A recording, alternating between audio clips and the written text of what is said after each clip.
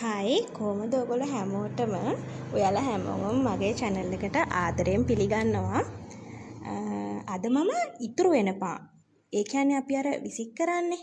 අන්න ඒ පාන් විසි නොකර රසම රස කෑමක් හදන්න තමයි යන්නේ. මම ගන්න හැබැයි පෙති පාන් නෙමෙයි. මේක පෙති පාන් වලින් හදුවොත් නම් හරිම ලේසියෙන් හදන්න පුළුවන්. හැබැයි මම ගත්තේ තැටි පාන් එකක්. අපි මුලින්ම මේක පීසස් වලට වෙන් කරගන්න ඕනේ. මේ තියෙන්නේ මම මේ විදිහට වෙන් කරගත්ත පාන් පෙති ටික. ඊට පස්සේ අපි වටේට තියෙන අර වාටිය ඒක කපා ගන්න ඕනේ. අර පෙති පාන් එකක් ගත්තනම් හරි ලේසියි කපන්න. ඒත් මගේ ඉතුරු උනේ මේ තැටි පාන් එකක්. ඒ හින්දා මම ඒක ගත්තා. අපරාධනේ විසි කරන්නේ. මේ තියෙන්නේ මම මේ විදිහට වෙන් කරගත්ත පාන් පෙති ටික. දැන් මේක හදන්න අපි පොඩි බැටර් එකක් හදා ගන්න ඕනේ. ඒකට පාන් පිටි ඕන වෙනවා. ඊට පස්සේ මම මේකට ගම්මිරිස් කුඩු චුට්ටක් දා ගන්නවා. ලුණු කුඩු ටිකකුත් දා ගන්න ඕනේ. ගම්මිරිස් කුඩු, ලුණු කුඩු.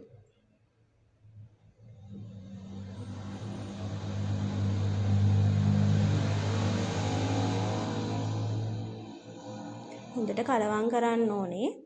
ඒ කියන්නේ මේක හොඳට කලවම් කරන්න ඕනේ කියන්නේ අර පාන් පිටි කෑලි වගේ ඉතුරු වුණොත් පාන් පිටි රස එනවනේ. එතකොට ඉතින් අඹුරහක් වගේ එනවා. ඒකින්ද හොඳට මේක කලවම් කරගත්තා නම් හොඳයි.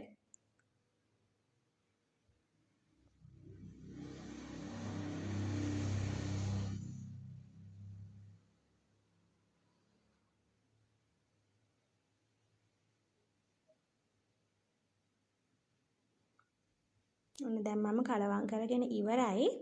මම මේ බැටර් එකෙන් පොඩ්ඩක් අරන් පාන් පෙත්තේ හොඳට තවර ගන්න ඕනේ.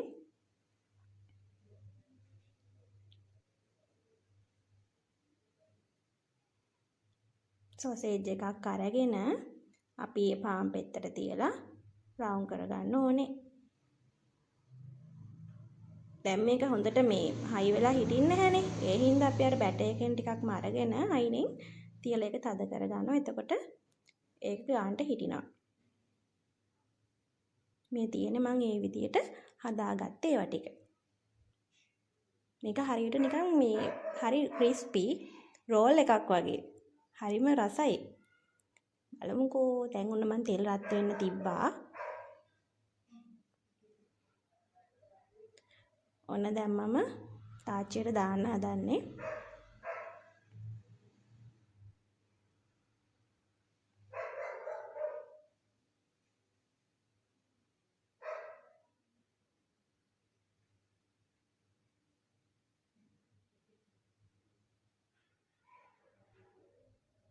මමත් මේක ෆස්ට් ටයිම් හදන්නේ. හැබැයි හරිම හොඳට ආවා. මේ තියෙන්නේ දැන් බැදගෙන ඉවර වෙච්ච දෙක.